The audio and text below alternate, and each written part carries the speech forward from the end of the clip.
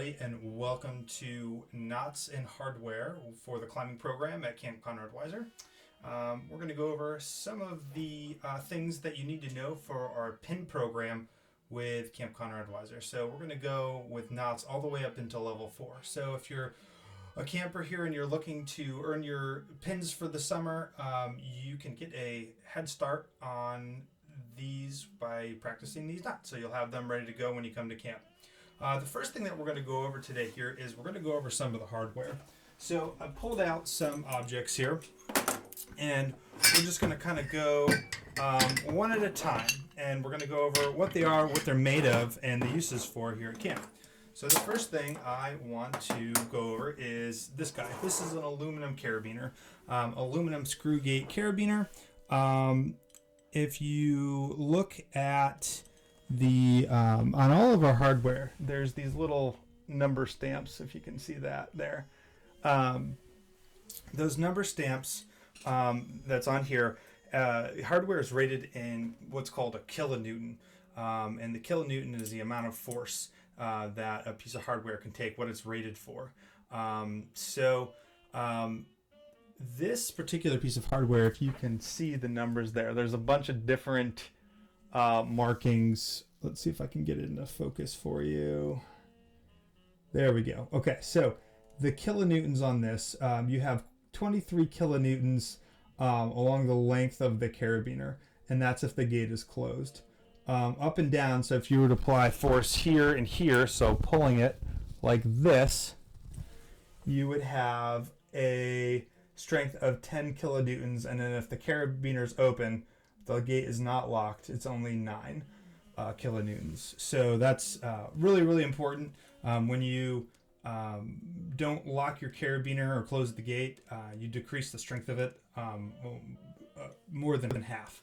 So the gates here, when we use these pieces of hardware, they open up with a hinge here, and then this screw gate locks it. And usually when we orient it while we're climbing, we always say that we screw down so you don't screw up, right? And then you can do sort of a gate check. Now, a lot of people like to do a quarter turn back. If you hear that little squeak, a quarter turn back, and that way when it gets loaded on, it won't get locked up, and you'll have to get a piece of pliers out and take your carabiner apart. So when we do put carabiners on people, and if we're ever clipping it to a person, and we don't actually, here at camp, we don't hook aluminum screw gate carabiners to participants anymore, but when we do it, we always you always scratch your belly, so down. So if this is going to a harness, you scratch your belly. You never come up and pick your nose, right? So that would be coming up and picking your nose. So that's how that works. So that's an aluminum screw gate carabiner. We use these for belaying. This is the only purpose that we use it for here at camp, because we hook people into different things. So this is our basic belay device. This is a ABC air brake controller from Petzl. This is a Petzl piece of equipment. And the way that this works is it applies friction. So if we were to take a rope, and this is what the counselors use to belay our climbers at the climbing tower. So basically what will happen is they'll put the rope in through here like this. All right, it'll come out, and then the counselor will clip this carabiner through these two loops here, right? Because it also has the guide here, all right? And then they would hook this carabiner then into their harness, okay? And then they would be hooked up there. And then when a climber climbs, this provides friction in here, so it allows a person to be able to hold up a lot more weight than they can typically hold without the device. And this, like I said, just right on through here, it provides friction, right? So you can stop a climber from falling with it, and if it's hooked up to your harness, you're good to go. All right.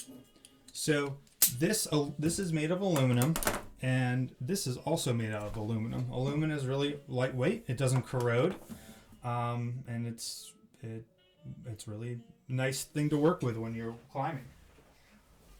So the next piece of equipment that I want to go over here is this is our captive eye. So this is what for triple redundant safety at camp we use captive eyes, and these are made of steel. So the biggest rule in climbing is that steel and aluminum never mix. Okay, there's a reaction that happens between steel and aluminum. Aluminum is softer, so you will damage an aluminum carabiner if you clip it onto steel and then work with it. It will degrade and dent and pit, and it's not good for aluminum carabiners. So steel carabiner. So this one is an auto-locking, triple action auto-locking, ANSI rated captive eye. So there's a lot of things in there. If we look at the ratings on here, just like we had before. So our last carabiner was 23 kilonewtons, and if we look at this, we have 50 kilonewtons. All right, so that's pretty good. That's a lot, and we know that this is good to go because of the EN stamp. Again, this is that's the standard that all ropes course challenge courses use. It's standardized through the Association for Challenge Course Technologies. So we look for those stamps on all of our stuff. And this is a ANSI rated, ANSI rated gate. So that's another thing that we have to have. There's usually you can tell the ANSI rated gate not only by the stamp, but also it's a very beefy round gate as opposed to some of the other auto locking carabiners out there. They're a little bit skinnier, and you might only have double action or something like that. So everything that you're going to see here on the table all has an ANSI rated double or triple locking triple action gate. So the way that we open this, okay, is you have to push up, then you have to twist, and then open. So that's why it's triple action. You have to do 3 things, 1, 2, 3, in order to open this. Okay.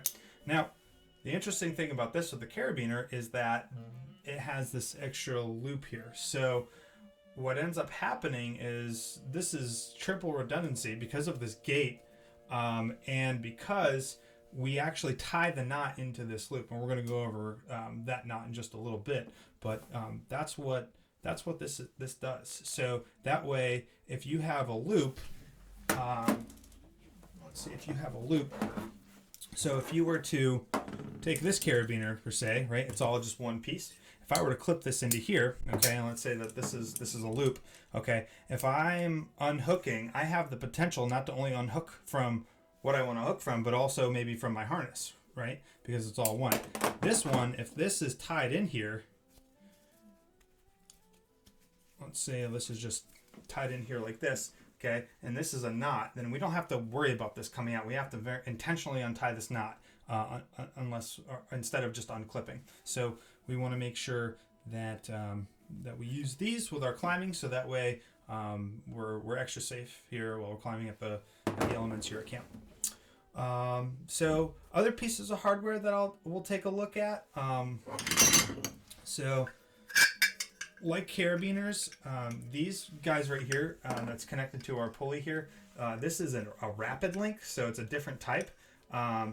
And opposed to just having a quick kind of gate, this screws, and they call it a rapid link. It's not that rapid, but it's more rapid than welding a chain link together. But as you can see, that opens like that, and then you close it back up. And when we orient this, when we hang this up on our high ropes course or our climbing tower, we want to make sure that the gate is oriented down. So again, we always screw down so we don't screw up. All the way down. Good. And so this would hang on a cable, and this is one of the examples of a SRD, or a shear reduction device. So this is what the rope goes through, and this is what is at the top of all of our climbs. And so the rope feeds up through here, and then one end is connected to the climber, the other end is connected to the belayer, and that helps. That's the point that we belay off of. So this is made of steel. This is all steel, but the belay part here is aluminum.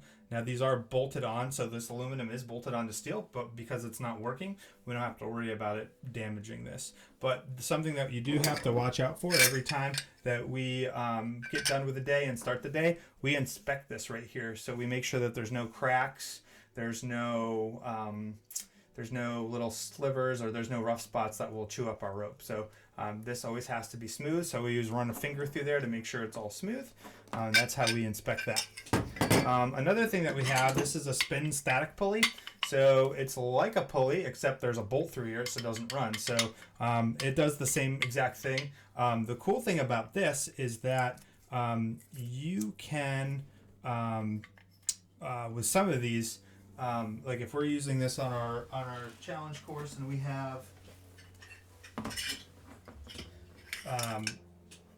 these Snatch Locks. Well, I don't have one with me today, but there is a version of this that does come apart. So if I wanted to perform a rescue or something, I could take this apart, and this part would slide open, and I could clamp it around a cable, and the cable would go through here. They open. I don't have one of those with me, but that's another version of something that we have. It's called a ropes course pulley, and the pulley actually spins, so that way you can have a pulley or a belay device anywhere you want and just pop it on the course. All right, so another piece of equipment that we have, this guy right here, this is our zip trolley pulley. So the zip trolley is pretty cool. Essentially what it is there are some wheels in here, some pulleys, and this clips over the zip line. So if we had the zip line coming through, all right, so we're going to pretend that this is a cable, not a rope, but this would go through, and we would clip it over, and this trolley moves across just like this. Pretty cool. Now this is not what is holding people up on the zip line. This is just to make it zip. The heavy duty pieces of equipment that keep people safe, there's double redundancy. So we have, not only do we have this, which is made of aluminum, we also have a steel locking ANSI rated carabiner, and that goes over. So if this were to fail and we are no longer zipping, this is what would keep people from falling to the ground, this guy right here.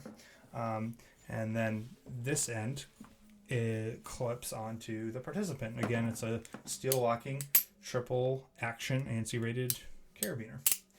All right, so that's the zipline pulley. The last thing I'll show you here is this is called a rescue 8. This is pretty cool.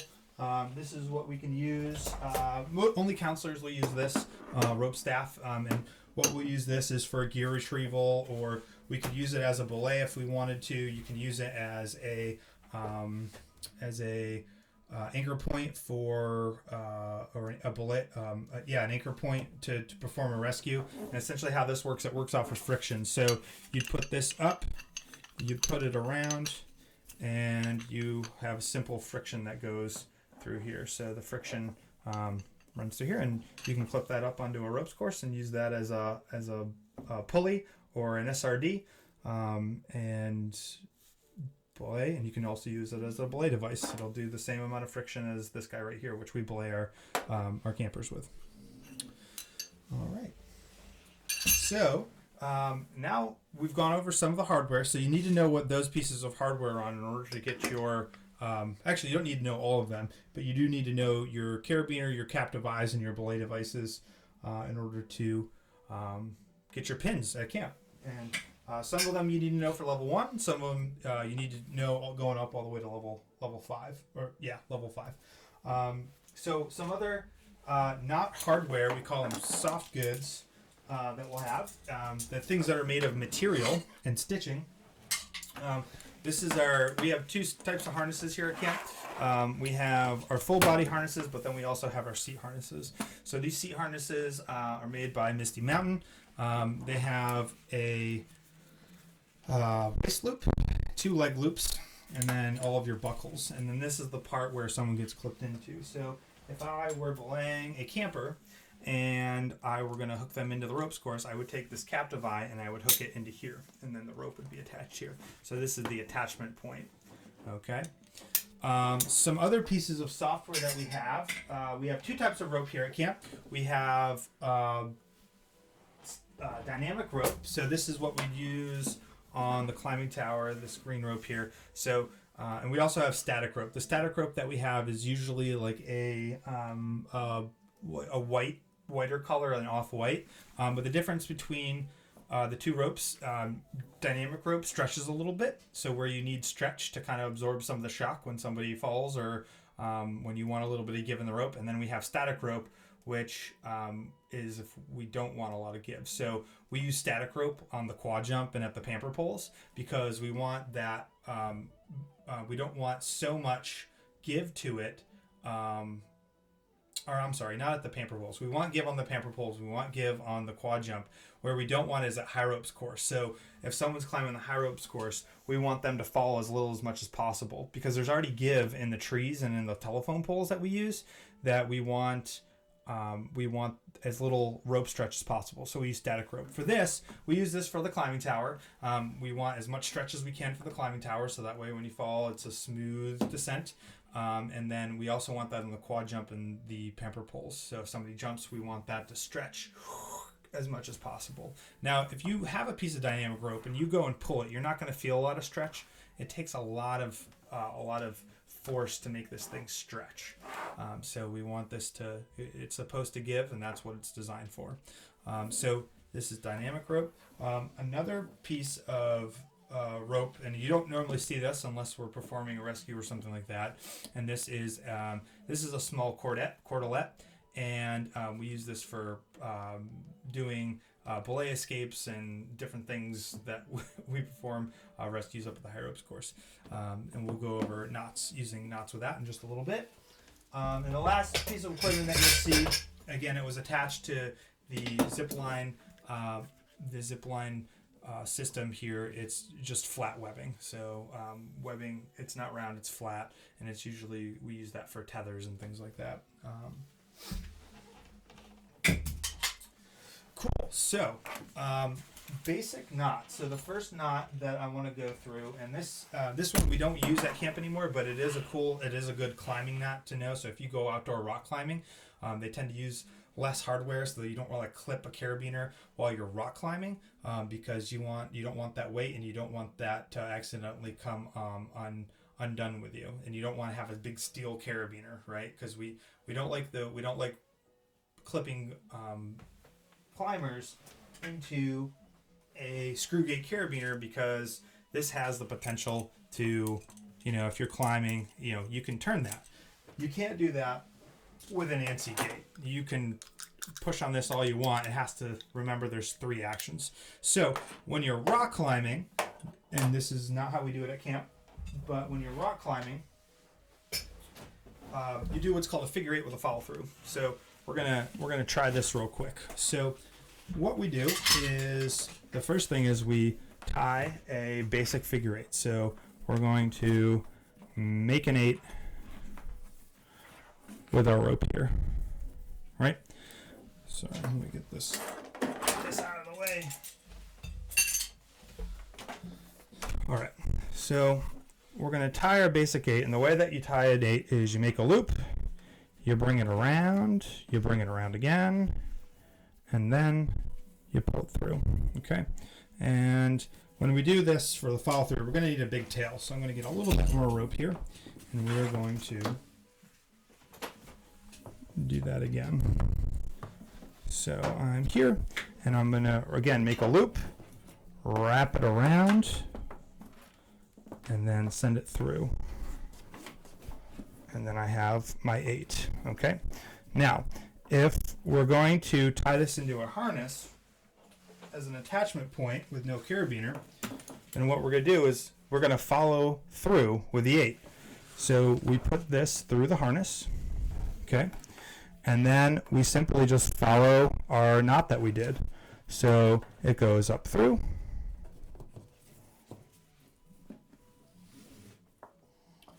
I'm going to go around, and I'm just following the old knot, the first knot I tied.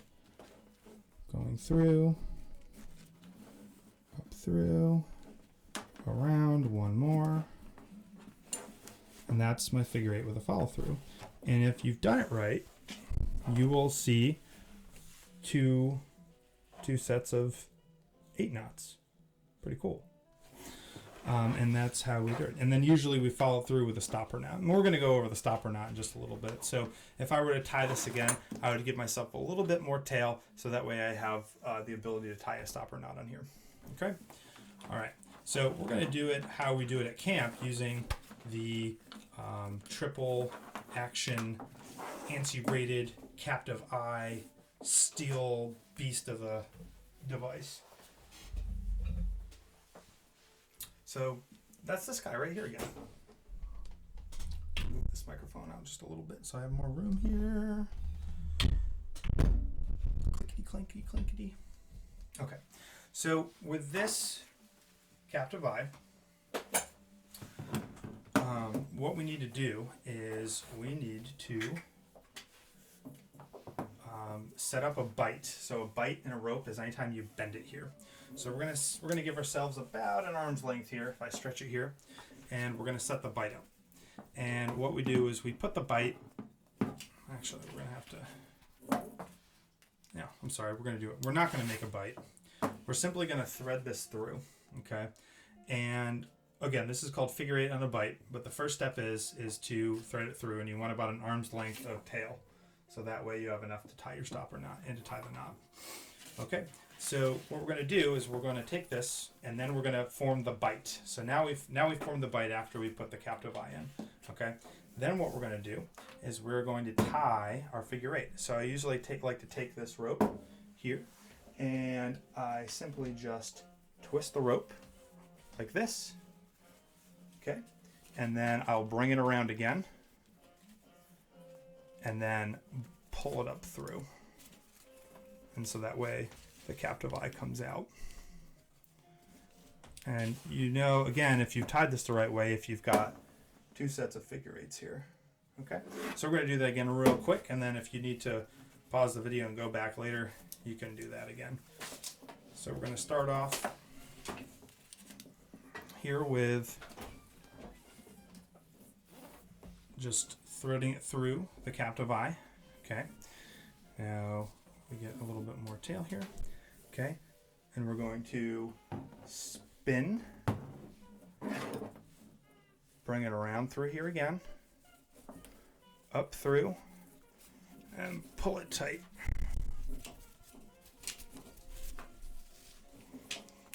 Okay.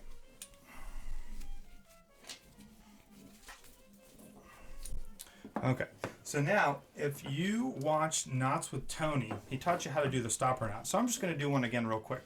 So I like to take the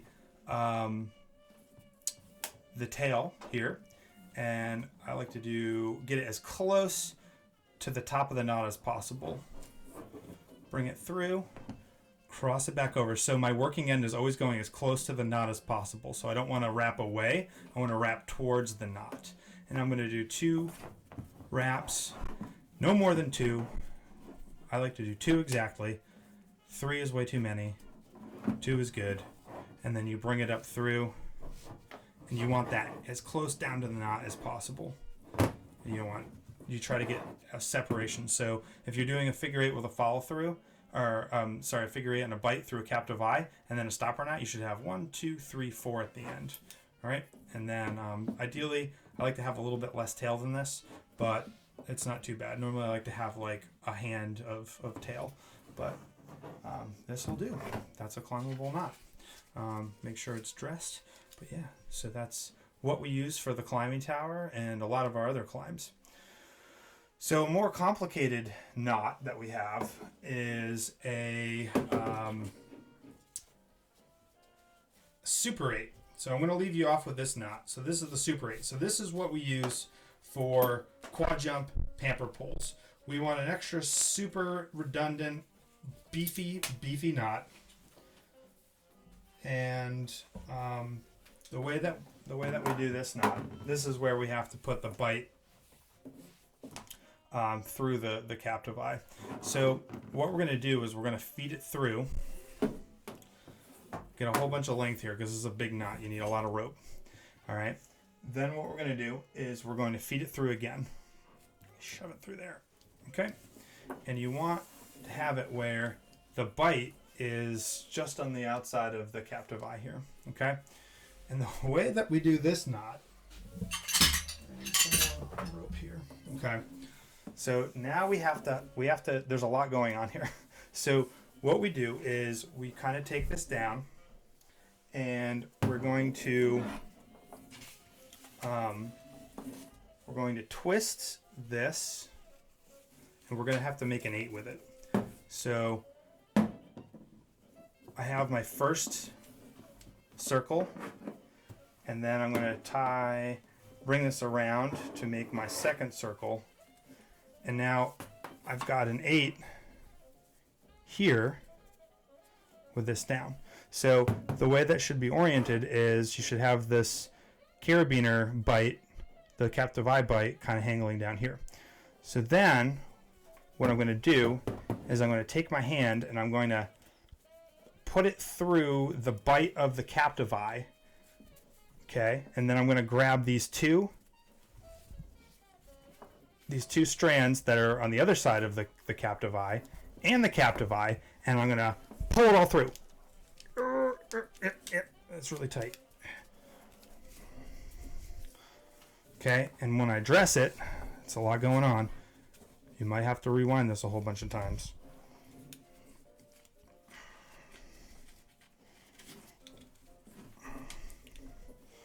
I'll dress this up for you. So this is a Super 8. So there, like I said, there's a lot going on. You're going to have 2 sets of 8s. If I dress it up, it looks a little bit neater. 2 sets of 8s. You're going to have 2 loops here. Nothing should slide on you at all, but that's a Super 8. So let me rewind. We're going to do that one more time before I leave you off.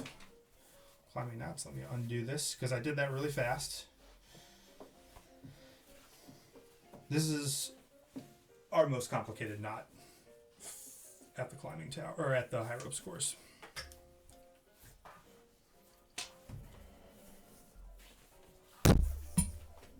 Takes a lot just to untie it.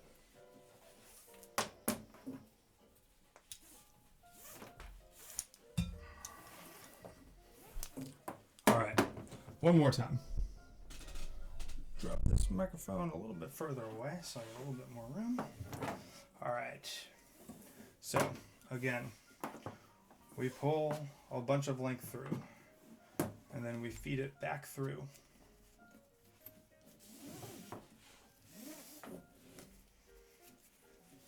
So we have the captive eye on a bite.